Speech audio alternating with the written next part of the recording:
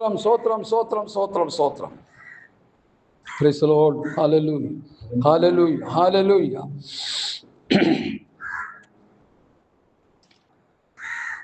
പത്രോസിന്റെ 2-ാം ലേഖനം 3-ാം അധ്യായത്തിന്റെ 13-ാമത്തെ വാക്യം അല്ലേ? നാം ഒരു നീതി വസിക്കുന്ന പുതിയ ആകാശം പുതിയ അതിന്റെ അതിന്റെ എപ്പിസോഡിന്റെ 2-ാമത്തെ എപ്പിസോഡാണ് നമ്മൾ കേട്ടുകൊണ്ടിരിക്കുന്നത്. ഞാനിവിടെ പറയാതെ 2-ാമത്തെ എപ്പിസോഡ്. അതുകൊണ്ട് എന്നെ കേൾക്കുന്ന പ്രിയപ്പെട്ടവരെ, നമ്മളൊരു കാര്യം ചെയ്യേണ്ടത്, നമ്മുടെ ജീവിതത്തിൽ കുറ്റങ്ങൾ യാക്കോബ് പറയുന്ന പോലെ നാം പലതിലൊക്കെ തെറ്റിപ്പോകുന്നു. നമ്മുടെ തെറ്റുകുറ്റങ്ങൾ അതാത് സമയങ്ങളിൽ ദൈവത്തിൽ ഏറ്റുപറഞ്ഞ് ശുദ്ധീകരണം പ്രാപിച്ച് മുൻപോട്ട് പോയാൽ നാം ദൈവത്താൽ അനുഗ്രഹിക്കപ്പെട്ടവരായി ഈ ലോകത്തിന് മുൻപാകെ ഉപ്പ് പോലെ രുചിക്കുവാൻ, വെളിച്ചം പോലെ പ്രകാശിക്കുവാൻ ദൈവം നമ്മുടെ ജീവിതത്തിൽ ഇടയാക്കുമെന്ന് പത്രോസിന്റെ ജീവിതം നമുക്കൊരു ഗുണപാഠം തരുന്നു. എനിക്കത് വളരെ സന്തോഷം തരുന്ന ഒരു സന്ദേശമാണ്. അതുകൊണ്ട് നിങ്ങൾ ഇവയ്ക്കായി കാത്തിരിക്കുക. ഏതിനാ കാത്തിരിക്കുക? അവന്റെ നീതി വസിക്കുന്ന പുതിയ ആകാശം പുതിയ ഭൂമിക്കായിട്ട് കാത്തിരിക്കുക. അപ്പൊ ഈ ഭൂമിയിൽ നീതി വസിക്കില്ലേ? വസിക്കില്ല. കോൺഗ്രസ് ഭരിച്ചാലും, കമ്മ്യൂണിസ്റ്റ് ഭരിച്ചാലും, ഇടതുപക്ഷം ഭരിച്ചാലും, വലതുപക്ഷം ഭരിച്ചാലും, BJP ഭരിച്ചാലും, ഏത് പാർട്ടി ഭരിച്ചാലും നീതിയായിട്ടുള്ളൊരു ഭരണം ഇവിടെ കിട്ടത്തില്ല. കാരണം മനുഷ്യന് ഈ ഭൂമിയെ ഭരിക്കാൻ കഴിയില്ല, അതിനുള്ള കഴിവില്ല, അതിനുള്ള ശക്തിയില്ല. ദൈവത്തിന് മാത്രമേ. അതാണ് 1000 ആണ്ട് വാഴ്ചയിൽ കർത്താവായ യേശുക്രിസ്തുവിന്റെ ഭരണസീമയിൽ സുശക്തമായൊരു ഭരണം, സന്തോഷ സമൃദ്ധിയുള്ള ഒരു ഭരണം, സമാധാനമായൊരു ഭരണം, യാതൊരു ദുഷ്ട പിശാചിന്റെ പോരുകളും ഇല്ലാത്തൊരു ഭരണം. വേറൊരു ദൂതുകൂടി ഉണ്ട്, അത് ഞാൻ പറയാം അതിനിടയിൽ. ഈ 1000 ആണ്ട് വാഴ്ചയിൽ എന്താ ഈ സമാധാനം ഉണ്ടായിരിക്കുന്നതിന്റെ കാരണം? എന്താ അതിന്റെ കാരണം? അതറിയാം പലർക്കും, പതിനത്തിലൂടെ അറിയാമോ? വെളിപ്പാട് 20:1 വായിച്ചു. അത് പലർക്കും അറിയത്തില്ല രണ്ട് രീതിയിൽ. എന്തുകൊണ്ട് 1000 ആണ്ട് വാഴ്ചയിൽ ഈ ഭൂമിയിൽ സുശക്തമായ സമാധാന സന്തോഷമായൊരു ഭരണം നടക്കുന്നതിന്റെ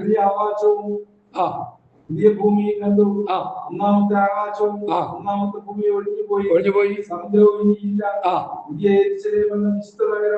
അല്ല, 20:1 വായിക്കുന്നത്. അനന്തരം ഒരു ദൂതൻ അഗാധത്തിന്റെ താക്കോലും പിടിച്ചുകൊണ്ട് സ്വർഗത്തിൽ നിന്ന് ഇറങ്ങുന്നത് ഞാൻ കണ്ടു.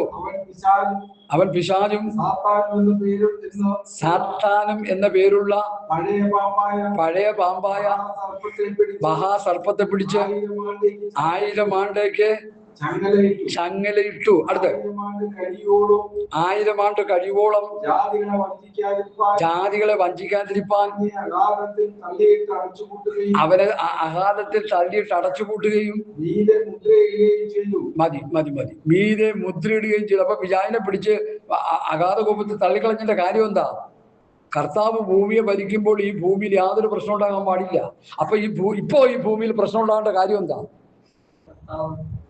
ഇപ്പൊ ഈ ഭൂമിയിൽ പ്രശ്നം ഉണ്ടാകുന്നതിന്റെ കാര്യം എന്താ? നോ, സാത്താൻ ഇവിടെ കിടന്ന് കളിക്കാന്ന്. സാത്താനെ അടച്ചു പൂട്ടുമ്പോൾ പ്രശ്നങ്ങളില്ല. സാത്താൻ ഇവിടെ ഉള്ളത് കൊണ്ട് എന്ത് ചെയ്യാ? അതാ പൗരസ്ത്യം. അധർമ്മത്തിന്റെ മർമ്മം ഇപ്പൊ വ്യാപരിച്ചുകൊണ്ടിരിക്കുക. പരിശുദ്ധാത്മാവ് തടുക്കുന്നതുകൊണ്ടാണ് നമ്മൾ ഇങ്ങനെയെങ്കിലും സ്വസ്ഥതയോടെ പോകുന്നത്. പരിശുദ്ധാത്മാവ് സഭയായിട്ട് പോയി കഴിഞ്ഞാൽ രക്ഷിക്കപ്പെട്ടവൻ ആരും ഇവിടെ കിടക്കരുതെന്നെ പ്രസംഗം. നമ്മളെ തകർത്തുകളെയും പിശാച്.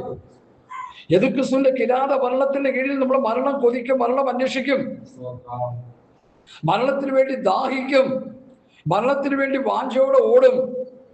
മരിക്കാൻ പറ്റത്തില്ല. കാരണം അതുപോലെ പിശാചിന്റെ സംഹാര താണ്ഡവം ഈ 1000 ആണ്ട് വാഴ്ചയിൽ ഈ ഭൂമിയിൽ നടക്കും. കർത്താവ് 1000 ആണ്ട് വാഴ്ച ഭരിക്കുമ്പോൾ മാത്രമേ, ഭൂമിയെ ഭരിക്കുമ്പോൾ മാത്രമേ സമാധാനവും സന്തോഷവും പ്രത്യാശയൊക്കെ ഉള്ളൂ. ആ സമയത്ത് പ്രശ്നം ഉണ്ടാക്കാതിരിക്കാൻ സാത്താനെ അഗാധ ഭൂമിയിൽ ബന്ധിച്ചിടുന്നു എന്നാണ് യോഹന്നാൻ അപ്പോസ്തലൻ നമുക്ക് തരുന്ന വചന വെളിപ്പാട്. വെളിപ്പാട് 12:9 എന്താ പഠിപ്പിക്കുന്നത്? അതൊന്നുകൂടി വായിച്ചു. ഇത് പറയാനൊരു പ്രേരണ ഉള്ളതുകൊണ്ട് ഞാൻ പറയുന്നത്. ഇത് പല പ്രാവശ്യം കേൾക്കുമ്പോഴാണ് ഒരു പ്രാവശ്യം നമുക്കിത് മനസ്സിലാകുന്നത്. ഭൂതലത്തെ മുഴുവൻ തെറ്റിച്ചു കളയുന്ന പിശാചും സാത്താനും എന്ന മഹാസർപ്പം അപ്പൊ ഭൂമിയിൽ വന്ന് കിടക്കുക. അവനിപ്പോ ഭൂതലത്തെ മുഴുവൻ തെറ്റിച്ചുകൊണ്ടിരിക്കുക. കോൺഗ്രസ്സുകാരാണെങ്കിലും കമ്മ്യൂണിസ്റ്റുകാരാണെങ്കിലും BJP ആണെങ്കിലും ഏത് പാർട്ടി ആണെങ്കിലും ഭരിച്ചാലും സാത്താന്റെ സംഹാര താണ്ഡവം ഇവിടെ നടന്നുകൊണ്ടിരിക്കുക. സാത്താൻ നമ്മളെ തെറ്റിച്ചു കളയും, ഈ ഭൂമിയെ തെറ്റിച്ചു കളയും. രാഷ്ട്രീയ നേതാക്കന്മാരുടെ തലമുണ്ടയെ പിശാചാണ് ഉപയോഗിക്കുന്നത്. ഈ നിയമസഭയിലെ ഈ വാക്പോരൊക്കെ ഞാൻ അടങ്ങി ശ്രദ്ധിക്കാറുണ്ട്. കഴിഞ്ഞ ദിവസമൊക്കെ ശ്രദ്ധിച്ചു എനിക്കറിയില്ല. അല്ല, പഠിക്കണം, കേൾക്കണോ? മോദി, അമിത്ഷാ, പിന്നെ നമ്മുടെ കോൺഗ്രസിൻ്റെ ലീഡേഴ്സ് രാഹുൽ, പ്രിയങ്ക, എല്ലാവരും ഉണ്ട്. വേറെയും കുറേ ലീഡേഴ്സ് ഉണ്ട് കോൺഗ്രസിൻ്റെ ആൾക്കാർ. അവരുടെ സംസാരം കേൾക്കുമ്പോഴേ മിസ്റ്റർ മോദി പറയുക, നിങ്ങൾ ജനാധിപത്യത്തെ കശാപ്പ് ചെയ്യുന്നു. അപ്പം മോദി തലയെ കൂടി ഇങ്ങനെ പുക ഇങ്ങനെ പോകുന്ന പോലെ ഇങ്ങനെ പോകും. കാരണം നിങ്ങൾ വർഗീയ വിഷം കുത്തിവെക്കുന്നു, നിങ്ങൾ ക്രിസ്ത്യാനികളെയും ന്യൂനപക്ഷങ്ങളെയും പീഡിപ്പിക്കുന്നു. ആ പീഡിപ്പിക്കുന്ന സംസ്ഥാനങ്ങളിൽ അതിനെക്കുറിച്ചുള്ള ന്യൂസുകൾ വരുമ്പോൾ നിങ്ങൾ കണ്ടില്ല കേട്ടില്ല എന്ന് നടിക്കുന്നു. നിങ്ങളൊരു സംശുദ്ധമായൊരു ലീഡർ അല്ല. ഇവിടെ മനുഷ്യൻ ജാതിയാകട്ടെ, മതമാകട്ടെ, ഗോത്രമാകട്ടെ, വംശമാകട്ടെ, ആര് പീഡിപ്പിക്കപ്പെട്ടാലും ആ രാഷ്ട്രത്തിന്റെ ഭരണത്തിരിക്കുന്നവർ ആ പ്രശ്നത്തിനെതിരെ ശക്തമായ നടപടികളെടുത്ത് ഒരു ശാന്തസുന്ദരമായ ഒരു ഭരണ സംവിധാനം ഉറപ്പാക്കേണ്ട ഉത്തരവാദിത്വം നിങ്ങൾക്കുണ്ട്. ഇവിടെ നിങ്ങളെല്ലാം മൗനം അവലംബിച്ചിരിക്കുക, നിങ്ങൾ കാപട്യം നടത്തുകയാണ്. നിങ്ങളൊരു യഥാർത്ഥ ഭരണാധിപനല്ല. ശരിയല്ലേ പറഞ്ഞു വയ്ക്കുന്നത്? ശരിയല്ലേ പറഞ്ഞു വയ്ക്കുന്നത്? ഞാനത് മനസ്സിലാക്കി. ശരിയാണ്. കോൺഗ്രസ്സുകാരൻ തെറ്റ് ചെയ്താലും കമ്മ്യൂണിസ്റ്റുകാരൻ തെറ്റ് ചെയ്താലും BJP-കാരൻ തെറ്റ് ചെയ്താലും തെറ്റല്ലേ? അത് തിരുത്തണ്ടേ? എന്താ ഒരു കൊടക്കീഴിൽ ഹിന്ദു മുസ്ലിമാനും പിന്നെ ക്രിസ്ത്യാനികളും ജൈനമതക്കാരും ബുദ്ധമതക്കാരും എല്ലാവരും കൂടി ഒരു കൊടക്കീഴിൽ എന്ന പോലെയാണ് ഇന്ത്യയുടെ പോക്ക്. എല്ലാ ജാതിമതസ്ഥരും ഉണ്ട്. അവരെല്ലാവരും കൂടി ഒരുമിച്ച് ഏകോപിച്ച് കൊണ്ടുപോകേണ്ട ഒരു ഉത്തരവാദിത്വം രാഷ്ട്ര തലവന്മാർക്കുണ്ട്. അതിന് കഴിയുന്നില്ലെങ്കിൽ അവർ രാജിവെച്ച് വേറെ വല്ല പണിക്ക് പോട്ടെ. അതാണ് അവർ പറയുന്നത്. നിങ്ങൾ ചിന്തിച്ചോ, നാളെ കോൺഗ്രസ് ഭരിച്ചൊന്നും കോൺഗ്രസിന്റെ ഭരണം ശരിയാവുമെന്ന് ഞാൻ വിശ്വസിക്കുന്നില്ല. കമ്മ്യൂണിസ്റ്റ് ആണെങ്കിലും ഞാൻ വിശ്വസിക്കുന്നില്ല. BJP ആണെങ്കിലും ഭരണം നന്നായിരിക്കും ഞാൻ വിശ്വസിക്കില്ല. കാരണം എന്താ? പുസ്തകം അങ്ങനെ പറയുന്നു, ഒന്നും ശരിയാകാൻ പോയില്ല. അതുകൊണ്ട് എന്നെ കേൾക്കുന്ന പ്രിയപ്പെട്ടവരെ, നമ്മൾ ആത്മീയമായ കാര്യങ്ങളെ വിലയിരുത്തിക്കൊണ്ട് മുമ്പോട്ട് പോകും. ഈ ലോകം ഇപ്പോൾ ഭരിക്കുന്നത് സാത്താനാണ്. ആദാമും അവ്വയും ലംഘനം നടത്തിയപ്പോൾ ഭരണ സംവിധാനം സ്വത്രം സാത്താന്റെ കൈകളിലേക്ക് പോയി. അതാണ് 3 പരീക്ഷാഘട്ടങ്ങൾ. കല്ലപ്പമായി തീരാൻ പറഞ്ഞു, പിന്നെ മോളിന്ന് ചാടാൻ പറഞ്ഞു, വീടിനെ നമസ്കരിക്കാൻ പറഞ്ഞു. ദൈവപുത്രനായ യേശുക്രിസ്തു ആയതുകൊണ്ട് ഇത് 3ഉം പറ്റില്ല എന്ന് പറഞ്ഞ കർത്താവ് അവനെ ശാസിച്ച കിട്ടി. ഇവിടെയുള്ള ഒരു സെൻട്രൽ പാസ്റ്ററോ ലോക്കൽ പാസ്റ്ററോ പ്രസിഡന്റോ ഏതെങ്കിലും പ്രസ്ഥാനത്തിന്റെ നേതാക്കന്മാരെ കമന്ന് വീട് നമസ്കരിച്ചെല്ലാം മേടിച്ച് പോക്കറ്റിലിട്ട് സന്തോഷത്തോടെ ജീവിച്ച് നരക കുഴിയിലോട്ട് പോയത്. സ്വത്രം പറയുന്നതിന് എന്താ കുഴപ്പം? നമ്മെ സംബന്ധിച്ചിടത്തോളം ആത്മീകമായി കാര്യങ്ങളെ വിലയിരുത്തി പഠിക്കുകയും ഗ്രഹിക്കുകയും ചെയ്യുന്ന ദൈവമക്കളായി നമ്മൾ തീരണം. പ്രിയമുള്ളവരെ, ഇവിടെ പത്രോസ് പറയുന്ന ഒന്ന് ശരിക്കും മനസ്സിലാക്കുക. നാം അവന്റെ നീതി വസിക്കുന്ന പുതിയ ആകാശം പുതിയ ഭൂമിക്കായിട്ട് കാത്തിരിക്കുന്നു എന്ന് പറഞ്ഞിട്ട് അടുത്ത വാക്യത്തിലേക്ക് വരുന്നു. അതുകൊണ്ട് പ്രിയമുള്ളവരെ, നിങ്ങൾ ഇവയ്ക്കായി കാത്തിരിക്കയാൽ ഹല്ലേലൂയ, അവൻ നിങ്ങളെ എങ്ങനെ കാണണം? കറയില്ലാത്തവരായി, കളങ്കമില്ലാത്തവരായി കാണണം. ദൈവമേ, എനിക്ക് ആ ദൂതം എന്നെ വളരെ സ്വാധീനിച്ചു. കഴിഞ്ഞ ദിവസം ഞാൻ തലവലപ്പറമ്പിലെ മെസ്സേജിന്റെ സമയമായി, പ്രോഗ്രാമിന്റെ സമയമായി, അവിടെ സംസാരിക്കേണ്ട വിഷയത്തെക്കുറിച്ച് ഒരു അവലോകനം നടത്തി വീട്ടിലിരുന്ന് പ്രാർത്ഥിച്ചു. അപ്പോൾ എന്നോട് ദീപാത്മാവിനെ ഒരു അവലോകനം നടത്തണ്ട, ആ പത്രോസ് എഴുതി വെച്ചേക്കുന്ന ബാക്കി ഭാഗം പറഞ്ഞു വെച്ചാൽ മതി. ഇയാളുടെ അവലോകനമൊക്കെ മനസ്സിലുണ്ട്. മനസ്സിലായില്ലേ? നിങ്ങൾ ഇവയ്ക്കായി കാത്തിരിക്കുന്നെങ്കിൽ അടുത്ത പത്രോസ് എന്താ പറയുന്നേ? ഹല്ലേലൂയ. അതുകൊണ്ട് പ്രിയമുള്ളവരെ, നിങ്ങൾ ഇവയ്ക്കായി കാത്തിരിക്കാൻ അവൻ നിങ്ങളെ കറയും കളങ്കമില്ലാത്തവരായി സമാധാനത്തോടെ കാണുവാനിടയായി. നമ്മളിൽ കറയുണ്ടാകാൻ പാടില്ല, നമ്മളിൽ കളങ്കമുണ്ടാകാൻ പാടില്ല, അർത്ഥം നമ്മളിൽ പാപം ഉണ്ടാകാൻ പാടില്ല. ഹല്ലേലൂയ.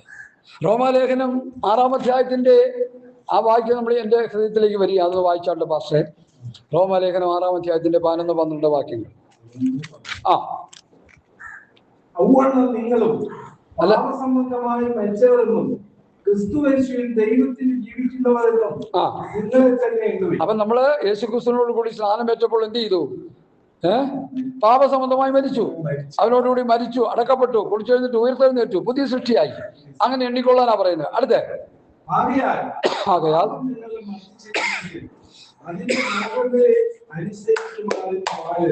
പാപം നിങ്ങളുടെ മർദ്ദ ശരീരങ്ങളിൽ അതിന്റെ മോഹങ്ങളെ അനുസരിക്കുമാറി വാഴരുത്. കറയും കളങ്കവും നമ്മളിൽ ഉണ്ടാകരുത്. പാപം വരാം. രാഘവതമുള്ളവർ നാം പലരും തെറ്റിപ്പോകും. തെറ്റുകുറ്റങ്ങൾ വരാം. എന്തുകൊണ്ടാണ് തെറ്റുകുറ്റങ്ങൾ വരുന്നത്? അതിനെക്കുറിച്ച് ലോജിക്കലായിട്ടൊരു പഠനം നമ്മൾ നടത്തിയാൽ എന്താ തെറ്റുകുറ്റങ്ങൾ? പത്രോസ് പറയുന്നു, നമ്മുടെ ആത്മാവിന്റെ ശുദ്ധീകരണം വീണ്ടെടുപ്പാണ് നടന്നിരിക്കുന്നത്. പൗലോസ് അത് പറയുന്നുണ്ട്. ആത്മാവിന്റെ വീണ്ടെടുപ്പ് നടന്നു. ഇനി ശരീരത്തിന്റെ വീണ്ടെടുപ്പ് നടക്കുന്നവരെയും ഈ പാപലോകത്ത് ദുഷ്ടനായ സാത്താൻ ഭരിക്കുന്ന ഈ ഭരണസീമയിലാണ് ഞാനും നിങ്ങളും രക്ഷിക്കപ്പെട്ട പാസ്റ്റർമാരും വിശ്വാസികളും ആയിരിക്കുന്നത്. ആ ചിന്ത നമുക്കുണ്ടാകണം. നമ്മൾ വേറൊരു ലോകത്തൊന്നുമല്ല. ചിലരൊക്കെ പറയും ഞങ്ങളൊക്കെ വേറെ ഒരു ലോകമല്ല. പാപം ഒടിയുത്തി വാഴുന്ന ലോകത്തിലാണ് നമ്മൾ വസിക്കുന്നത്. പാപത്തിന്റെ ചിന്തകൾ വരാം, പാപത്തിന്റെ പ്രവൃത്തികൾ വരാം, പാപത്തിന്റെ സംസാരങ്ങൾ വരാം, പാപത്തിന്റെ ഇടപെടലുകൾ വരാം. വാഴാൻ അനുവാദം കൊടുക്കരുത്. പാപം വരുന്നത് ഒരു രീതി, ഒരു മേഖലയാണ്. പാപം നമ്മളിൽ വാഴുന്നത് വേറൊരു മേഖലയാണ്. പാപം വാണാൽ നമ്മൾ പാപം തന്നെ ചെയ്തുകൊണ്ടിരിക്കും.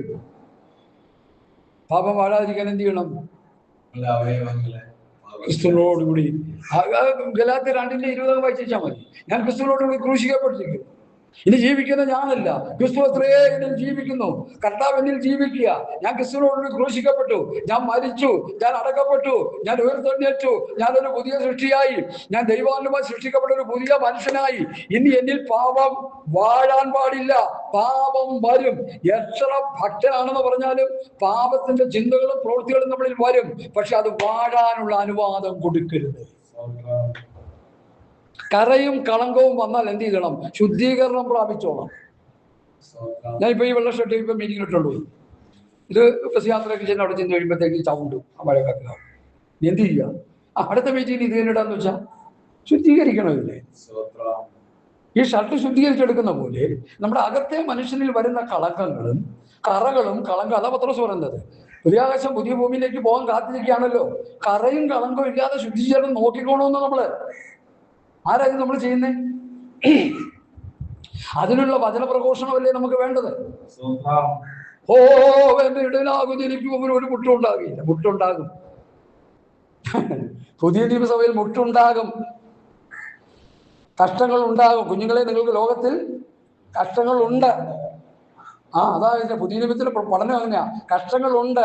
ആ കഷ്ടത്തിന്റെ നടുവിൽ സന്തോഷിക്കാനുള്ള കൃപ പ്രാപിക്കണം, ആത്മശക്തി പ്രാപിക്കണം, വചനജ്ഞാനം പ്രാപിക്കണം, ദൈവ കൃപ പ്രാപിക്കണം. അതാ അവിടുത്തെ വിഷയം. അതിന് എത്ര പേര് ശ്രമിക്കുന്നുണ്ട്? Hallelujah, hallelujah, hallelujah. കഴിഞ്ഞ ദിവസവും ശക്തമായ 2 മണിക്കൂറിന്റെ ദൈവവചന പ്രഘോഷണം. എന്റെ ശബ്ദമൊക്കെ അടഞ്ഞൊരു വല്ലാത്ത പരുവത്തിലാണ് ഞാൻ വീട്ടിൽ വന്ന് കിടന്നുറങ്ങി. പക്ഷെ 18-10 മണിക്കൂർ കിടന്നുറങ്ങി കഴിഞ്ഞപ്പോൾ 6-7 മണിക്കൂർ കിടന്നുറങ്ങി എഴുന്നേറ്റ് കഴിഞ്ഞപ്പോൾ നമ്മൾ ഫ്രഷായി. പിന്നെയും കുഴപ്പമില്ല. ഒരു മീറ്റിങ്ങിന് പോയി സംസാരിക്കാനുള്ള കരുത്തും ബലവും ശക്തിയൊക്കെ കർത്താവ് കൃപയാൽ തന്നു. അതുകൊണ്ടാണ് വന്നത്. അല്ലെങ്കിൽ ഞാൻ ചിലപ്പോൾ വിളിച്ചു പോയി വരത്തില്ലെന്ന് പറയും. കാരണം എനിക്ക് ബലം കിട്ടി, കർത്താവ് കൃപ തന്നു. വചനം പ്രസംഗിക്കുകയല്ലേ, ജീവനും ചൈതന്യമുള്ള വചനമല്ലേ ഇത്? ഈ വചനം പ്രസംഗിക്കുമ്പോൾ തന്നെ നമുക്ക് ബലമല്ലേ? ഹല്ലേലൂയ. അതുകൊണ്ട് എന്നെ കേൾക്കുന്ന പ്രിയമുള്ളവരെ, നാം അവന്റെ പുതിയ ആകാശം പുതിയ ഭൂമിക്കായിട്ട് കാത്തിരിക്കുന്നു. നല്ല കാര്യം. അനീതി കൊണ്ട് നിറഞ്ഞു കിടക്കുന്ന ഈ ഭൂമി ഏത് രാഷ്ട്രീയ പ്രസ്ഥാനമായിക്കൊള്ളട്ടെ, ഏത് ഭരണ സംവിധാനങ്ങളുമായിക്കൊള്ളട്ടെ, അനീതിയുടെ കൂത്തരങ്ങാണ് ഇവിടുത്തെ ഭരണം മുഴുവൻ. മനസ്സിലാക്കുക. അതുകൊണ്ട് ഈ ഭൂമിയിൽ ഒരു നന്മയും വസിക്കുന്നില്ല. നമ്മുടെ ഈ ജഡത്തിൽ ഒരു നന്മയും വസിക്കുന്നില്ല. ഹല്ലേലൂയ. പൗലോസിന്റെ, പത്രോസിന്റെ, യോഹന്നാന്റെ ഒക്കെ ലേഖനങ്ങൾ നിങ്ങൾ പഠിച്ച് വരുമ്പോൾ അതിന് മനസ്സിലാകും. റോമാലേഖനം 7-ാം അധ്യായത്തിൽ പൗലോസ് പറയുന്ന ഒരു പദമുണ്ട്. റോമാലേഖനം 7-ാം അധ്യായം ഞാനത് വായിച്ചു കേൾപ്പിച്ചു തരാം. ഹല്ലേലൂയ.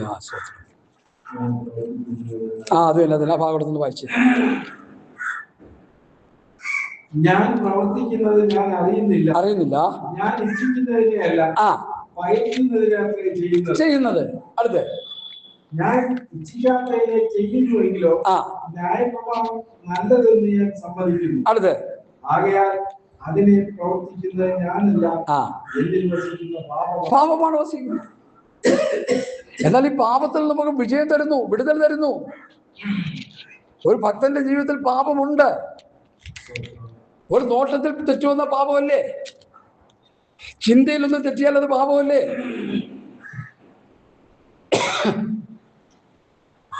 അതുകൊണ്ട് എന്നെ കേൾക്കുന്ന പ്രിയപ്പെട്ടവരെ, ഈ റോമർ 6:12-13 വാക്യങ്ങൾ നന്നായിട്ട് വിശകലനം ചെയ്ത് പഠിക്കണം. ആകാൽ പാപം നിങ്ങളുടെ മർത്ത ശരീരങ്ങളിൽ അതിന്റെ മോഹങ്ങളെ അനുസരിക്കുമാർ ഇനി വാഴരുത്. അടുത്തത്, നിങ്ങളുടെ അവയവങ്ങളെ അനീതിയുടെ ആയുധങ്ങളായി പാപത്തിന് സമർപ്പിക്കുകയും ചെയ്യരുത്. നിങ്ങളെ തന്നെ മരിച്ചിട്ട് ജീവിക്കുന്നവരായി നിങ്ങളുടെ അവയവങ്ങളെ നീതിയുടെ ആയുധങ്ങളായി ദൈവത്തിന് സമർപ്പിച്ചുകൊള്ളു. അവൻ നിങ്ങളെ കറയും കളങ്കവുമില്ലാത്തവരായി. കറ വരും, കളങ്കം വരും. ഞാൻ നേരത്തെ പറഞ്ഞ പോലെ, തുണി അലക്കുന്ന പോലെ, നമ്മുടെ ഷർട്ട് അലക്കുന്നത് പോലെ, നമ്മുടെ വസ്ത്രങ്ങൾ, പുറമെയുള്ള മനുഷ്യന് ധരിക്കാനുള്ള വസ്ത്രം അലക്കുന്നത് പോലെ അകത്തെ മനുഷ്യന് ശുദ്ധീകരണം ഉണ്ടായിക്കൊണ്ടിരിക്കണം. ആത്മാവിന്റെ ശുദ്ധീകരണം നടക്കണം. പണ്ടൊക്കെ ഉപദേശിച്ചവർ പറയാറിയ, രാത്രി കിടക്കാൻ നേരത്ത് മാത്തിനിതാ മലക്കുന്നതെന്നും പറഞ്ഞ് കിടക്കാതെ, ഞാൻ കേട്ടു, ഏതൊരു പാസ് പറഞ്ഞ കേട്ടു, രാത്രി കിടക്കാൻ നേരത്ത് അന്നത്തെ ദിവസം രാവിലെ തൊട്ട് ആ കിടക്കുന്ന സമയം വരെ ഉള്ള ജീവിതത്തെ ഒന്ന് പുറകോട്ട് നോക്കി ചിന്തിക്കുക. സ്നേഹിതന്മാരോട്, പ്രിയപ്പെട്ടവരോട് എന്തെങ്കിലുമൊക്കെ ദൈവഹിതമല്ലാത്ത നിലയിൽ സംസാരിച്ചിട്ടുണ്ടോ, ഇടപെട്ടിട്ടുണ്ടോ, ദൈവഹിതമല്ലാത്തത് ചിന്തിച്ചു പോയിട്ടുണ്ടോ, പ്രവർത്തിച്ചു പോയിട്ടുണ്ടോ, മനസ്സാ വാച കർമ്മണ തെറ്റുകൾ വന്നിട്ടുണ്ടോ? ആ വന്നതൊക്കെ എന്ത് ചെയ്യുക? ദൈവസന്നിധിയിൽ നിന്ന് ശുദ്ധീകരണം പ്രാപിച്ച്, കർത്താവേ എൻ്റെ തെറ്റുകുറ്റങ്ങൾ ക്ഷമിക്കണമേ, കർത്താവിൻ്റെ ബലികൾ ക്ഷമിക്കണമേ, എൻ്റെ ജീവിതത്തിൽ വന്നു പോയതെല്ലാം ക്ഷമിക്കണമേ, സകല അപരാധങ്ങളിലൂടെ പൊറുക്കണമേ എന്ന് പറഞ്ഞൊരു ശുദ്ധീകരണം പ്രാപിച്ച് വിടണം കിടന്നുറങ്ങാൻ. അല്ലെങ്കിൽ രാത്രി കർത്താവ് വന്നാൽ തട്ടിപ്പോവും ചിലപ്പോ. ശരിയല്ലേ? അതുമല്ല ഇന്ന് പെന്തക്കോസ്തുകാർക്കുണ്ടോ? ചെയ്യുന്ന മുഴുവൻ നീതിയാണെന്ന് പറഞ്ഞിരിക്കുക. ഏത് കൊള്ളരായ്മ കാണിച്ചാലും അതിന് നീതി എന്നൊരു പേരിട്ടിട്ട് തടി തപ്പുക. അല്ല, കർത്താവിദാസൻ പറഞ്ഞ പോലെ വല്ലതൊക്കെ ഞങ്ങൾ എന്തെങ്കിലും തെറ്റിപ്പോയിട്ടുണ്ടെങ്കിൽ അങ്ങ് ക്ഷമിച്ചോണം, വല്ല കുറവ് വന്നു പോയിട്ടുണ്ടെങ്കിൽ ക്ഷമിച്ചോണം. വന്ന കുറവ് ബോധ്യമുണ്ടോ? ഒരു സഹോദരനോട് ഞാൻ സംസാരിച്ചു, അതൊരു ഇന്ന വ്യക്തിയോട് ഇടപെട്ടു, അതൊരു കൊടുക്കൽ വാങ്ങൽ, അല്ലെങ്കിൽ ഒരു ഇന്ന കാര്യങ്ങളിൽ ഞാൻ ഇടപെട്ടു, അവിടെയൊക്കെ എനിക്ക് കൃത്യമില്ലോ വന്നുപോയി. അത് വ്യക്തമായി കൃത്യമായി സഹോദരനോട് പറഞ്ഞ് കൊടുത്തിട്ട് കൊടുക്കാനുള്ളവന് വാങ്ങിയിട്ട് കൊടുക്കാനുള്ളവന് കൊടുക്കുക, കൊടുത്ത് കണക്ക് തീർക്കുക. കൊടുക്കാനില്ലെങ്കിൽ സഹോദര എന്നോട് ക്ഷമിച്ചു കൊള്ളണം, കിട്ടുമ്പോൾ ഞാൻ തന്നുള്ള ഒരു നല്ല വാക്ക് പറയുക. ഫോൺ വിളിച്ചാൽ ഫോൺ എടുക്കുക. വിശ്വാസിയാ. ഞായറാഴ്ച വന്നു കഴിഞ്ഞാൽ ആരാധന പിടിച്ചിരുത്തുന്ന ആൾക്കാർ. കാരണം എന്താ? അതുപോലെ അടുത്തിരുന്ന ബഹളമോ കയ്യൊക്കെ വീശി വല്ലവൻ്റെ നെഞ്ചത്തിട്ടൊക്കെ ഇടിച്ച് എന്തൊക്കെ പ്രശ്നം ഉണ്ടാക്കുക. അടുത്ത ആൾക്കാർക്ക് ഇരിക്കാൻ സമ്മതിക്കത്തില്ല. ക്രമീകരണം വരുത്തിയിട്ടാണോ ഈ ആരാധിക്കുന്നത്? കർത്താവ് എന്താ പറഞ്ഞത്? നീ യാഗം നടത്താൻ പോകുമ്പോൾ സഹോദരനോട് എന്തെങ്കിലും ഉണ്ടെന്ന് നിനക്ക് തോന്നിയാൽ എന്ത് ചെയ്യണം? യാഗവസ്തു അവിടെ വെച്ചിട്ട് സഹോദരനോട് ചെന്ന് നിരപ്പ് പ്രാപിച്ചിട്ട് എന്ത് ചെയ്യുക? പിന്നെ വന്ന് യാഗം കഴിക്കുക. അതൊക്കെയല്ലേ വ്യവസ്ഥകൾ? ഇതൊക്കെ ആരാ ചെയ്യുന്നേ? അയ്യോ പാസ് ഇതൊന്നും ഞങ്ങളോട് പറയില്ല. പിന്നെ എന്താ പറയാനുള്ളത്? വേറെ ഒന്നും പറയാനില്ല. എനിക്ക് വേറെ ഒന്നും പറയാം. ഇങ്ങനെയുള്ള കാര്യങ്ങൾ എനിക്ക് പറയാനുള്ളൂ, വേറെ ഒന്നും പറയാനില്ല. ആന തരും, തേങ്ങ തരും, കാല തരും, വീട് തരും, അത് ഇതൊന്നും പറയാനിരിക്കില്ല. അത് പറയാൻ കണ്ടെയ്നറൊക്കെ ആൾക്കാർ കിടപ്പുണ്ട്. നമുക്കിവിടെ വിഷയം പുതിയ ആകാശം പുതിയ ഭൂമിയിലേക്ക് പോകണം. അല്ലെങ്കിൽ കർത്താവിന്റെ വരവിൽ കാഹളം ധനിക്കുമ്പോൾ രൂപാന്തരം പ്രാപിക്കണം. അല്ലെങ്കിൽ അതിനുമുമ്പ് മരിച്ചുപോയി ഉയർത്തെഴുന്നേൽക്കണം. അതാണ് നമ്മുടെ വിഷയം. നമ്മുടെ ഹാർഡായിട്ടുള്ള വിഷയം അതാണ്. നമുക്ക് സ്വർഗത്ത് പോയി കർത്താവിനോടൊപ്പം ജീവിക്കണം. അതിനുവേണ്ടി എന്തുണ്ട്? കറയും കളങ്കവും ഉണ്ടാകാൻ പാടില്ല. പാപം നമ്മളിൽ വാഴാൻ പാടില്ലെന്ന് പൗലോസ് പറയുമ്പോൾ പത്രോസ് പറയുന്നു, അവൻ നിങ്ങളെ കറയും കളങ്കവും ഇല്ലാത്തവരായി കാണണം. ഹല്ലേലൂയ. ദൈവമക്കളെ, ഈ വചനത്തിന്റെ വെളിപ്പാട് എത്ര വലുതാണെന്ന് ചിന്തിച്ചു. എങ്ങനെയാ ഈ കറ വരുന്നത്? സ്പോട്സ് അല്ലേ? കറ വരുന്നത് എങ്ങനെയാണ്? ഞാനിപ്പോൾ ഇങ്ങോട്ട് വരാൻ നേരത്ത് ബൈക്ക് എടുത്ത് ഇങ്ങോട്ട് ഇറങ്ങി തൊട്ട് ഒരു മരത്തിൽ ഒരു ചില്ലയിൽ ഇരുന്നുകൊണ്ട് ഒരു കാക്ക എൻ്റെ ഷട്ടിലോട്ടൊന്ന് കാഷ്ടിച്ചെന്നിരിക്കട്ടെ. ഇവിടെ ഇങ്ങനെ കാഷ്ടിച്ചിങ്ങനെ നീണ്ട ഒരടി നീളത്തിൽ അതിൻ്റെ കാക്ക കാഷ്ടിച്ചതിൻ്റെ അടയാളമായിട്ട് ഇങ്ങനെ കിടക്കുക. അവിടെ കിടക്കുന്നത് കുഴപ്പമൊന്നുമില്ല, ഇത് വെച്ചും ബീച്ചിൽ പോവാൻ ഞാൻ ചിന്തിക്കും. ഒരിക്കലും സുബോധമുള്ളവൻ ചിന്തിക്കും. ഇല്ലെങ്കിൽ വീട്ടിൽ ഞാൻ എൻ്റെ വീട്ടിൻ്റെ അടുത്തല്ലേ, ഞാൻ വീട്ടിൻ്റെ വേറെ ഷർട്ട് എടുത്തു. നല്ല കിടപ്പുണ്ടല്ലോ ഷർട്ട്, 3-4 ഇഷ്ടം പോലെ കിടപ്പുണ്ട്. എല്ലാവരും കൂടി തന്നു ഇഷ്ടം പോലെ ഷർട്ടായി. എൻ്റെ വൈഫിനോട് ഞാൻ പറഞ്ഞു, ഒരു കർച്ചീഫ് പോലും എനിക്ക് വേണ്ടി ആരും വാങ്ങിപ്പോ ചാകുന്നവർ എനിക്ക് ഉപയോഗിക്കാനുള്ള കർത്താവ്. കാരണം ഓരോരുത്തരൊക്കെ തരിക ഇങ്ങനെ പാസ് ഈ വെള്ള ഷർട്ട് ഇരിക്കട്ടെ, അങ്ങനെ കിട്ടിയതല്ല. ആ വെള്ളയാണെന്നുണ്ടെങ്കിൽ ചാടി വരും, കാരണം വെള്ളയാണെങ്കിൽ കുഴപ്പമില്ല, ഒരു ദിവസം ഇടാൻ പറ്റും. ഇഷ്ടം പോലെ വെള്ള ഷർട്ടുകൾ. അപ്പോൾ കാക്കക്ഷി ഇഷ്ടം വീണ് കഴിഞ്ഞാൽ നമ്മൾ എന്ത് ചെയ്യും? അത് പോയി മാറ്റും. അല്ലെങ്കിൽ ഒരു മീറ്റിങ്ങിന് പോകുന്ന സമയത്ത് ഇത് വന്നു കഴിഞ്ഞാൽ കഴുകാൻ പറ്റാത്ത അവസ്ഥയാണെങ്കിൽ നമ്മൾ എന്ത് ചെയ്യും? പയ്യെ അത് ഊരിയെടുത്ത് ബാഗിൽ വെച്ചിട്ട് അടുത്ത് എവിടെയെങ്കിലും പോയി 100 രൂപ ഷർട്ട് മേടിച്ചിട്ട് 42 സൈസ് ഒരു 100 ഷർട്ട് തരാൻ പറയും, അത് മേടിച്ചിട്ടുള്ളൂ പോകും. അങ്ങനെ ഇട്ടിട്ടുള്ളൂ. കാരണം എന്തിനാ? നമ്മളെ പോകുമ്പോൾ കരയോടുകൂടി പോകാൻ നമുക്ക് മനസ്സില്ല. ഇവിടെ ആത്മീകമായ ആ ചിന്ത നമുക്ക് കൊണ്ടുവന്ന എന്റെ ചോദ്യം.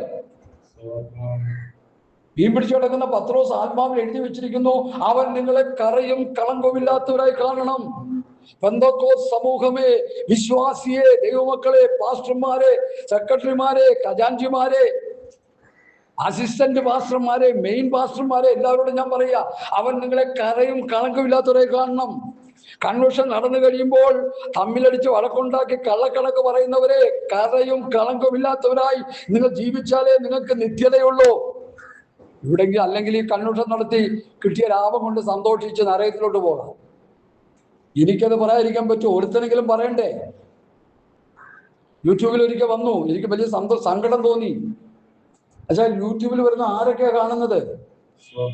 ജനറൽ കൺവെൻഷൻ നടത്തിയിട്ട് ഞങ്ങൾക്ക് 12 കാശ് തന്നില്ല, ഞങ്ങളെ കളിപ്പിച്ചു, കാശ് മേടിച്ച് കള്ളക്കണക്ക് വാങ്ങി അവർ കൊണ്ടുപോയെന്ന്. ഞാനൊരു പെന്തക്കോസ്തുകാരൻ, അത് കേട്ടപ്പോൾ എനിക്ക് വലിയ വേദന തോന്നി. അതുകൊണ്ടാണ് ഞാൻ പ്രസംഗിക്കുന്നത്.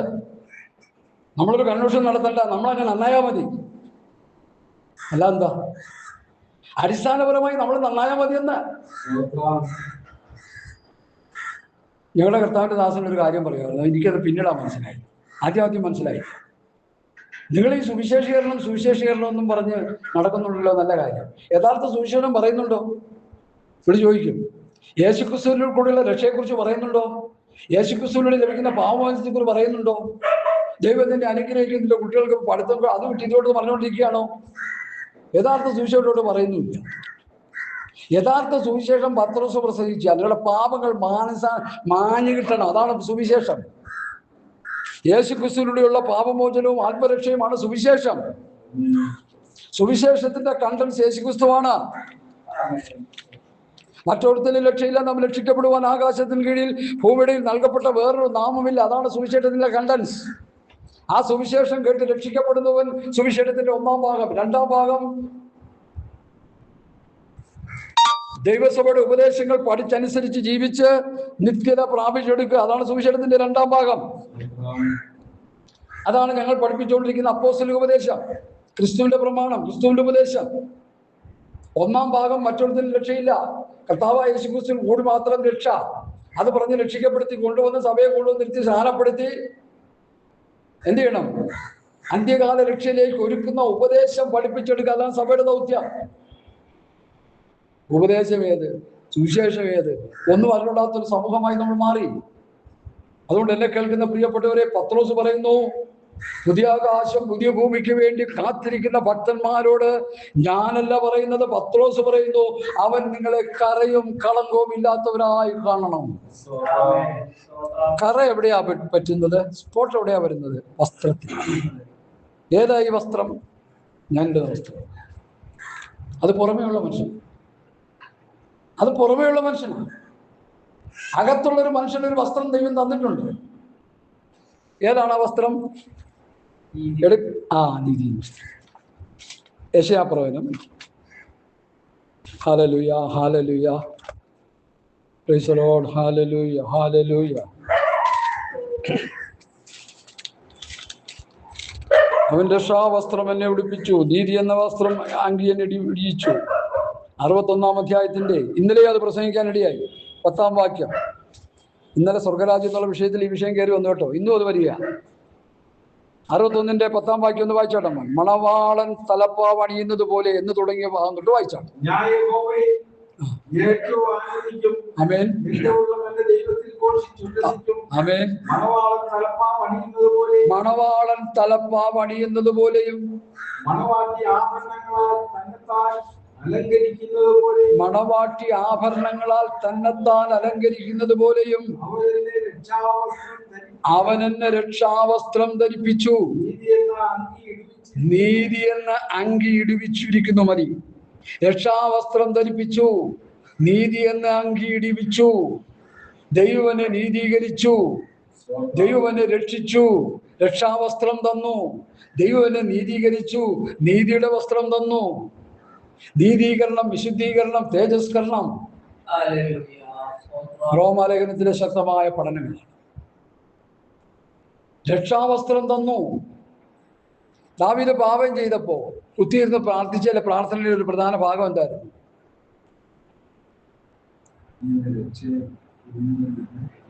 എന്റെ രക്ഷയുടെ സന്തോഷം തിരികെ തരണം. രക്ഷാവസ്ത്രം പോയി, വസ്ത്രം പോയി, കുറ്റബോധം ഉണ്ടായി. ഇന്നിപ്പോ വസ്ത്രം പോയി, തുണിയില്ലാതെ ഒരു കുറ്റബോധം ഇല്ല ആർക്കും. ദാവീദ് പാപം ചെയ്തപ്പോൾ കുറ്റബോധമുണ്ടായി. ഇന്നത്തെ പ്രവാചകനല്ല 4-ാം പ്രവാചകൻ ഓർത്തോണം. ഇന്നത്തെ കള്ളപ്രവാചകന്മാരും ദുർപ്രേക്ഷകന്മാരുടെ ലിസ്റ്റിൽപ്പെട്ടവനല്ല 4-ാം പ്രവാചകൻ. മുഖം നോക്കാതെ പ്രസംഗിക്കുന്നവനാ. ഞാൻ മനസ്സിലാക്കുന്നത് രാജാവ് ദാവീദായിട്ടിരിക്കുക, കീഴിൽ അല്ലെ പ്രജകളൊക്കെ ഉണ്ട്. ആരവിടെ? അടിയിലില്ല. ഇവരുടെ കഴുത്ത് വെട്ടിക്കൊണ്ട് കുഴിച്ചുകൂടാൻ പറഞ്ഞാൽ ചെയ്യുമോ? നാദാന്റെ കഴുത്ത് വെട്ടുമോ? ആൾക്കാർ പറഞ്ഞു കഴിഞ്ഞാൽ ചെയ്തിരിക്കും. അതിനുള്ള അധികാരമുണ്ട്, പവറുണ്ട്. നമ്മുടെ മോദി ഇവിടെ കിടന്ന് കളിക്കുന്ന എന്തുകൊണ്ടാ? അധികാരമുള്ളതുകൊണ്ടാ. ഈ കസേരൊന്നും ഇറങ്ങി നോക്കട്ടെ. തെറ്റ് ചെയ്തവർക്ക് അധികാരമുള്ളതുകൊണ്ടാ തെറ്റ് ചെയ്തിട്ട് പിടിച്ചിരിക്കുന്നത്. അധികാരം പോയാലോ ചിലപ്പോൾ അവരകത്താവും. അങ്ങനെ ചത്തുപോയ എത്ര ഭരണാധിപന്മാരില്ലേ? തൂക്കിക്കൊന്നില്ലേ പാകിസ്ഥാനിലെ ഒരു പ്രധാനമന്ത്രിയെ? ഇല്ലേ? ഇന്ന് തെറ്റ് ചെയ്തവർ കൊണ്ട് കൊന്നുകളഞ്ഞു. സദാം ഹുസൈൻ ലോകത്തെ കിരീടാവറപ്പിച്ച അറബ് രാജ്യങ്ങളുടെ ഏറ്റവും വലിയ പൊളിറ്റിക്കൽ ലീഡറായിരുന്നു. എന്നിട്ട് അവസാനം എന്ത് ചെയ്തു? സ്വന്തം ജനത്തെ രാസായുധം പ്രയോഗിച്ച് കൊന്നെന്ന് പറഞ്ഞ് അവര് കേസ് കൊടുത്തു. അമേരിക്ക കേസ് കൊടുപ്പിച്ച് കുറ്റം അവന്റെ മേൽ ചുമത്തി തൂക്കിലേറ്റി. താകാൻ നേരത്ത് അല്ലാഹു അക്ബർ എന്നൊക്കെ പറയുന്നത് അർത്ഥമൊന്നും ചില തെറ്റേറ്റു പറയാൻ പറ്റുന്നുള്ളൂ. അതാണ് പരിശുദ്ധാത്മാവ് ഇല്ലെങ്കിലുള്ള കുഴപ്പം. അതാണ് സത്യത്തെക്കുറിച്ചും നീതിയെക്കുറിച്ചും ന്യായവിധിയെക്കുറിച്ചും ബോധം വരുത്തുന്ന ആരാ? ആ പരിശുദ്ധാത്മാവാ. അതില്ലാത്തതുകൊണ്ടാണ് അവർ ആകാൻ നേരത്ത് അല്ലാഹു അക്ബർ എന്ന് പറഞ്ഞാൽ. അല്ലാഹു അക്ബർ എന്ന് നീ പറയേണ്ട കാര്യമില്ല, ദൈവം വലിയവൻ തന്നെയാണ്. നീ ചെയ്ത തെറ്റിനെ കുറിച്ച് ബോധ്യമുണ്ടോ? എന്നെ കേൾക്കുന്ന പ്രിയപ്പെട്ടവരെ, ഈ തെറ്റുകളോടെ കുറവുകളോടെ നമുക്ക് പുതിയാകാശത്തിലേക്കോ കർത്താവിന്റെ വരവിലോ 1000 ആണ്ട് വാഴ്ചയിലേക്കോ പ്രവേശിക്കാൻ കഴിയില്ലെന്നുള്ളതാണ് എൻ്റെ പ്രധാന വിഷയം. രക്ഷിക്കപ്പെട്ട് സ്ഥാനപ്പെട്ട് പരിശുദ്ധാംശയം പ്രാപിച്ച് വിശുദ്ധിയിലും വേർപാടിലും ജീവിക്കുന്ന ഒരു ദൈവവേദന അവൻ വിശുദ്ധമായി ജീവിച്ചുകൊണ്ടിരിക്കണം. നിർമ്മലമായ ജീവിതം അവൻ നയിക്കണം. ശുദ്ധഹൃദയം, നല്ല മനസ്സാക്ഷി, നിർവ്യാജ വിശ്വാസം എന്നിവയാൽ ഉളവാകുന്ന ദൈവസ്നേഹത്താൽ നിറയപ്പെട്ടൊരു ജീവിതം അവൻ നയിച്ചുകൊണ്ടിരിക്കണം. പാപം അവനിൽ വാഴാൻ പാടില്ല. പാപം അവനിൽ വരാം, വാഴാൻ പാടില്ല. പാപം വാണാനുള്ള കുഴപ്പം എന്താ? പാപം തന്നെ ചെയ്തുകൊണ്ടിരിക്കും. പാപം തന്നെ ചെയ്തുകൊണ്ടിരിക്കും. സ്വതന്ത്രം. പാപം വരുമ്പോൾ എന്ത് ചെയ്യണം? ശുദ്ധീകരണ പ്രക്രിയ നടത്തിപ്പിടിക്കണം. അപ്പൊ നമ്മൾ പറയാം ഈസോപ്പ് കണ്ടെ ശുദ്ധീകരിക്കണം. ഈസോപ്പ് ആരാ? യഹൂദന്റെ സംവിധാനമല്ല. നമ്മളെ ശുദ്ധീകരിക്കാൻ അതാ യേശു ക്രിസ്തുവിന്റെ രക്തം. ഹല്ലേലൂയ. ദൈവവചനം, വചനത്താലും രക്തത്താലും ആത്മാവിനാലും ഒരു ശുദ്ധീകരണം ഓരോ ദൈവവൈതലും ഓരോ ദിവസവും അവരുടെ ജീവിതത്തിൽ ഉണ്ടാകണം. ആ ശുദ്ധീകരണ പ്രക്രിയ ഞാൻ നേരത്തെ പറഞ്ഞ പോലെ രാവിലെ മുഴുവൻ എഴുന്നേറ്റ് ജോലിയൊക്കെ ചെയ്തു, പല കാര്യങ്ങളിൽ ഇടപെട്ടു, രാത്രി കിടക്കുന്നതിന് മുമ്പ് അന്ന് പകൽക്കാലം നോട്ടം, ചിന്ത, പ്രവൃത്തി, സംസാരത്തിൽ വന്നുപോയ എല്ലാ തെറ്റുകൊച്ചകളും ഏറ്റുപറഞ്ഞ് ശുദ്ധീകരണം പ്രാപിച്ചിട്ട് വേണം കിടന്നുറങ്ങാൻ.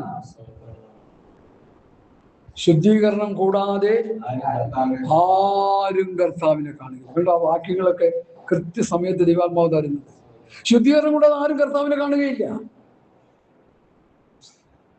കാരണം നമ്മൾ ജീവിക്കുന്നത് പിശാചിന്റെ ആധിപത്യമുള്ള ലോകമാണ് ഇവിടെ.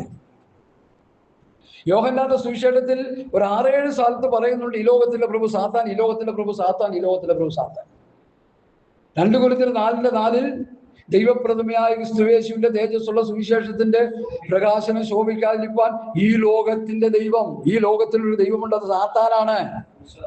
അവിശ്വാസികളുടെ മനസ്സ് കുരുടാക്കി. ഞാൻ പറഞ്ഞ പെന്തക്കോസ്താരുടെ ഹൃദയം കുരുടാക്കിക്കൊണ്ടിരിക്കുന്നത് ഞാൻ പറഞ്ഞുകൊണ്ടിരിക്കുന്നേ. വിശ്വാസമുള്ള പെന്തക്കോസ്താരാ ഉള്ളേ? വിശ്വാസമുള്ളവരാരാ ഉള്ളേ? കടുകുമണി പോലുള്ളൊരു വിശ്വാസികളുള്ളവരുണ്ടോ ഇന്ന്?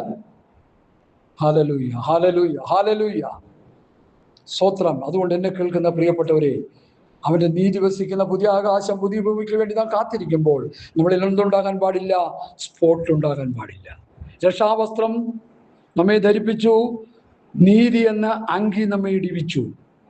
യെശയ്യാവ് 61:10 വാക്യം എല്ലാവരും കുറിച്ചിട്ട് പഠിച്ചോണേ. അത് ആ രക്ഷാവസ്ത്രത്തിൽ, നീതിயின் വസ്ത്രത്തിൽ കറ വരളാൻ പാടില്ല, കളങ്കമാകാൻ പാടില്ല. നിന്റെ രക്ഷയുടെ അനുഭവം ഒരു കോട്ടം സംഭവിക്കരുത്. നിന്നെ ദൈവം രക്ഷിച്ചു, ആ രക്ഷയ്ക്ക് ഒരു കുഴപ്പവും സംഭവിക്കരുത്. ദാവീദ് പറഞ്ഞു, രക്ഷയുടെ സന്തോഷം നഷ്ടപ്പെട്ടു. അപ്പോൾ അവൻ പറയുകയാണ്, രക്ഷയുടെ സന്തോഷം എനിക്ക് തിരികെ തരണമേ. ഹല്ലേലൂയ. രക്ഷിക്കപ്പെട്ടവന് രക്ഷയുടെ സന്തോഷം ഉണ്ടാകണം. ഞാൻ ചില സഭയിലൊക്കെ ചെന്ന് ചോദിക്കാറുണ്ട്, ഇങ്ങനെ എന്താ ദൈവമക്കളെ നിങ്ങളൊക്കെ ഇങ്ങനെ ഇഞ്ചി നിന്നോ കുരങ്ങിനെ പോലെ ഇരിക്കുന്ന കാര്യം? ഒരു സന്തോഷമില്ല, ഒരു പ്രത്യാശയില്ലാതിരിക്കുന്ന എന്താ? രക്ഷയുടെ സന്തോഷം എന്താണുള്ള മുഖത്തില്ലാത്ത? എന്താ ഒരു ചിരിയില്ലാത്ത? എന്താ ഒരു സ്നേഹത്തോടൊരു ഇടപെടലില്ലാത്ത? രക്ഷയുടെ സന്തോഷം ഉള്ളിലില്ല. അപ്പൊ തന്നെ രക്ഷിക്കപ്പെട്ടെന്ന് പറഞ്ഞിരിക്കുക. ആ രക്ഷിക്കപ്പെട്ടു, ആ രക്ഷിക്കപ്പെട്ടെന്നാ പറയണേ. രക്ഷിക്കപ്പെട്ടവർ ഇന്ന് ഭൂമിയിൽ കുറവാ. സഭകളിൽ രക്ഷിക്കപ്പെട്ടവരില്ല, കുറവാ, ശതമാനം കുറവാ. ഈ വന്ന കാലങ്ങളിൽ യഥാർത്ഥമായി രക്ഷിക്കപ്പെടുന്നവർ കുറവാ. പാപങ്ങളെ ഏറ്റുപറഞ്ഞ് ശുദ്ധീകരണം പ്രാപിച്ച് ഞാനൊരു പാപിയാണെന്ന് ഹൃദയത്തിൽ സമ്മതിച്ച് എന്റെ പാപങ്ങൾക്ക് വേണ്ടി യേശു മരിച്ചു എന്ന് ഞാൻ വിശ്വസിക്കുന്നു എന്ന് സമ്മതിച്ച് ഹൃദയത്തിൽ നുറുക്കത്തോടെ, കണ്ണുനീരോടെ, അനുതാപത്തോടെ ഞാനിതാ ദൈവസന്നിധിയിലായിരിക്കുന്നു എന്ന് പറയുന്നവർ എത്ര പേരുണ്ട്? കടം മാറ്റി, കഷ്ടത മാറ്റി, വീട് മേടിച്ചു കൊടുത്ത്, അഡ്മിഷൻ മേടിച്ചു കൊടുത്ത്, ജോലി മേടിച്ചു കൊടുത്ത്, മാസ്റ്റർമാര് വിശ്വാസികളെ ഭൗതിക അനുഗ്രഹങ്ങളിലേക്ക് നടത്തിയിട്ട് സഭയിൽ കൊണ്ടുവന്നിട്ട് കയ്യും കൊട്ടിക്കൊണ്ടിരിക്കുക. അതൊന്നും യഥാർത്ഥ രക്ഷയല്ലെന്ന് വെച്ചു. രക്ഷിക്കപ്പെട്ടവനെപ്പോഴും പാപത്തെക്കുറിച്ച് അവന് ചിന്തയുണ്ടാവും. നിങ്ങൾ ശ്രദ്ധിച്ചു കേൾക്കണം പാസ്റ്റർ. രക്ഷിക്കപ്പെട്ടവനെപ്പോഴും പാപം വന്നാൽ ഒരു അനുതാപ ഹൃദയം അവനുണ്ടാകും. ഹല്ലേലൂയ, ഹല്ലേലൂയ, ഹല്ലേലൂയ, സ്തോത്രം. എന്നെ കേൾക്കുന്ന